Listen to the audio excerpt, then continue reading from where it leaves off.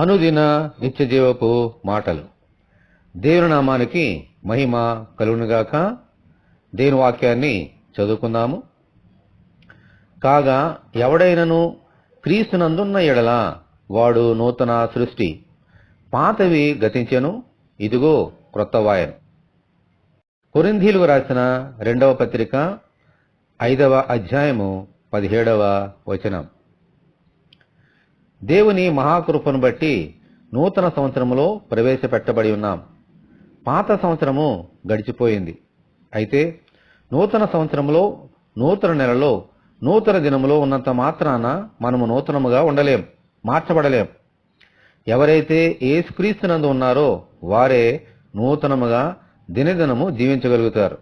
అందుచేత యేసు మన హృదయంలో, మన జీవితంలో ఉన్నారా లేదా అన్న దాని మీదే మనము నూతనముగా ఉన్నామా లేదా అనేది ఆధారపడి ఉంది.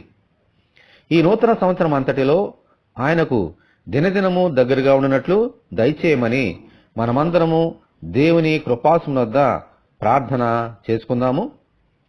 దేవా, మీకు వందనాలు. మమ్మల్ని నూతన సృష్టిగా మార్చినందుకు, యేసుక్రీస్తు ద్వారా మమ్మల్ని నూతన సృష్టిగా చేసినందుకు దేవా నీకు వందనాలు. పాత జీవితము గతించిపోయింది, పాత సంవత్సరము గతించిపోయింది నాయనా. సమస్తము నూతనముగా చేశావు, మా జీవితాలను కూడా నూతనముగా చేశావు.